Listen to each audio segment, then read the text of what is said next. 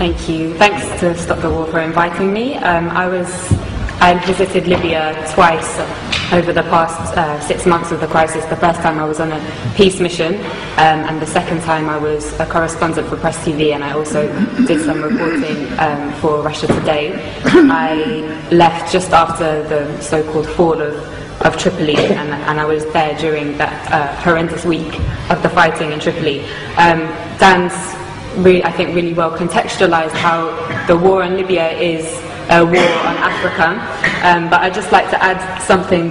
Dan mentioned how NATO have been targeting over 100,000 soldiers in Libya, but there were also thousands of ordinary men and women. There were a lot of women who volunteered since the beginning of the crisis to defend their country, and they were armed by the government.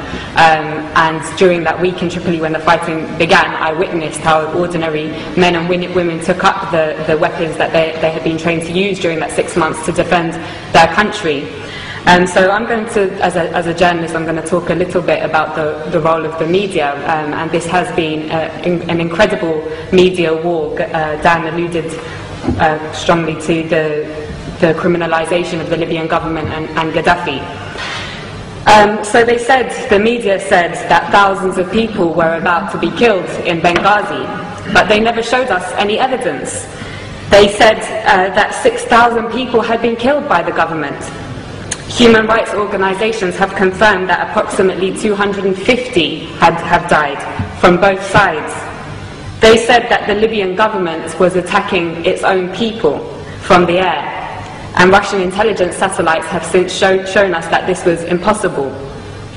They said that the government was hiring mercenaries from elsewhere in Africa. They never showed us the evidence. Instead, we saw the videos of black Libyans and other black Africans being lynched in public squares by NATO's ground troops, the rebels, with scores of people filming on their mobile phones and Western special forces looking on.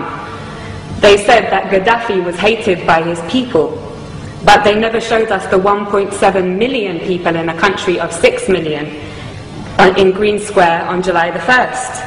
All the masses in Tarhuna, in Sabha, in Beni Walid, in Sirte, and across the country who demonstrated to pledge their allegiance to their leader and to the Jamahiriya. They never showed us the masses, as I said, of ordinary men and women who had accepted the government's offer of weapons to defend their families, neighborhoods, and country from people who wished to condemn them to enslavement, to imperialism. They said they were targeting Gaddafi's military forces. They ignored the 33 children, 32 women, and 20 men who I saw buried in the small and traditional port town of Majer in Zlitan in early August. They said on August 20th or the 21st that Tripoli fell without resistance. But they didn't tell us that in 12 hours alone, 1,300 people were massacred in that city and 900 were injured. They said that Tripoli fell without resistance, and that Saif al-Islam had been arrested and captured, and that Gaddafi's compound Bab al-Ziza was taken by the rebels. But despite that, Saif al-Islam himself showed up in the hotel where I was trapped and took a group of journalists outside to see with their very own eyes. They didn't show us the thousands of people filling Bab al-Ziza and the streets of Tripoli waving the green flag on the night of August the 22nd.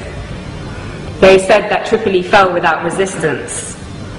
But they didn't show us that in the 24 hours after those journalists from all the West's major networks had seen that site, that Bab al-Ziza alone was pounded 63 times with NATO bombs. They didn't show us how all the gatherings of the people to defend their capital from those who wished to send them back to the times of colonial puppet King Idris were attacked with missiles and Apache gunships.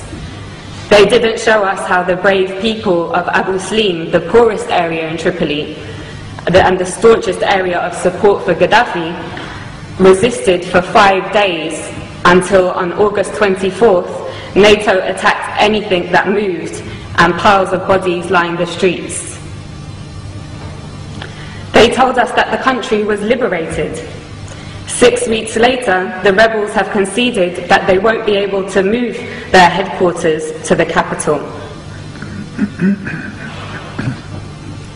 And that the rebels have confirmed, I think it was today, that they won't be able to take Bani Walid, and Sirte also remains strong.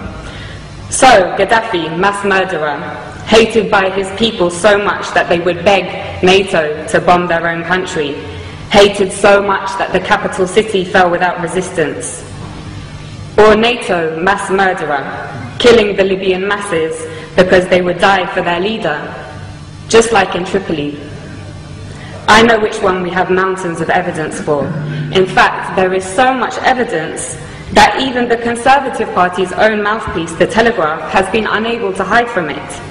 Amongst their numerous reports showing that the rebels lack the popular support that Gaddafi enjoys, one article published this week reported what I heard throughout my stay in Tripoli. A resident of Sirte, Susan Farjan, said, "We lived in democracy under Muammar Gaddafi. He was not a dictator. I lived in freedom. Libyan women had full human rights. It isn't that we need Muammar Gaddafi again, but we want to live just as we did before." In the same article, 80-year-old Mabruka says, "Life was good under Gaddafi. We were never afraid." Again, in the same article, another elderly lady says, "They are killing our children. Why are they doing this? For what? Life was good before."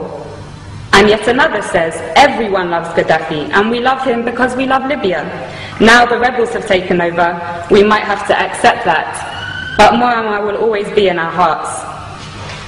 The spectacular U-turn of Al Jazeera, from being a somewhat critical voice of imperialism's wars of aggression in Iraq, Afghanistan and Palestine, to being an open facilitator of the same aggression against Libya, Syria, and even now the progressive nations of Latin America, was perhaps the greatest propaganda trick I have seen in my lifetime.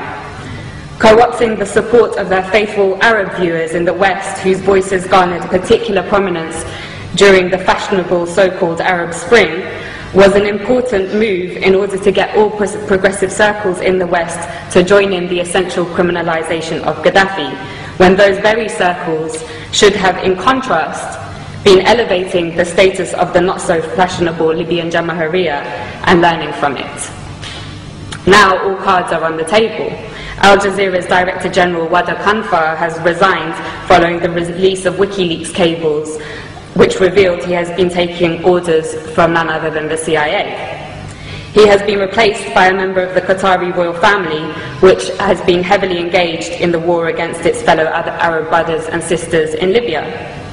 But despite the role of Al Jazeera being clear as day now, it continues to get away with the same tricks of tugging on the liberal heartstrings of westernized audiences with its stories about how people in sovereign states of the global south's greatest tragedy is their lack of Western democracy, never mind that it has failed in the West.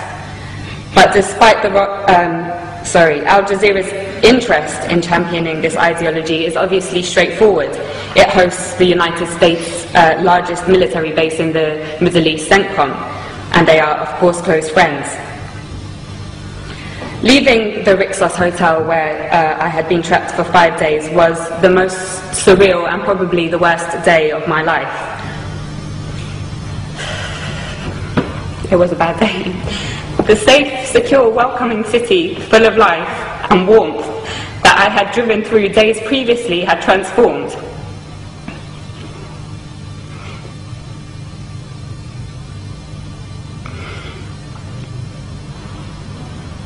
It lay in ruins, and you could not look in any direction without seeing guns or heavy weaponry. Many people had gone into hiding, been killed, and thousands of others had fled. And the people that I knew who remained, who had been the very people who had helped me to learn about the glorious recent history of Gaddafi's Libya, were inevitably traumatized and in a complete state of shock. Libya reached a point, as Dan said, of having the highest standard of living in Africa, a high level of literacy, universal healthcare and free university education, a high status for women in society and the greatest degree of equality for the large black population in the whole of North Africa and the Middle East. Those 40 years of revolutionary achievements have now been reversed. And for what? A year ago, after crippling wars in Iraq and Afghanistan, and with the growing economic crisis of the imperialist nations, it seemed a remote possibility that the West would have the capacity to embark on another costly and embarrassing war. It seemed that the hegemony of the West was rapidly on its way out. But as Gaddafi's close brother Hugo Chavez said in his recent letter to the United Nations General Assembly, right now there is a very serious threat to global peace, he said. A new cycle of colonial wars which started in Libya with the sinister objective of refreshing the capitalist global system. End quote. He knows that his country will be targeted in that cycle, with the very same model that they used against Libya and are now using against Syria. In the absence of an effective anti-imperialist media that can challenge and preempt the tricks of imperialism through its global media, it is the role of all progressive people to champion the sovereign states of the global south, who, like Libya and Syria, are a thorn in the side of the West. Otherwise, they will be picked off one by one to add fuel to the dying fire of imperialism. And on that note, I want to end with my wholehearted thanks to the heroic green Libyan resistance, which continues to amaze the world in their ability to stave off the world's most powerful military machine. As Gaddafi said, not only are they defending Libya, but also Syria, Iran, Algeria, the African continent, and the entire global south. Thank you.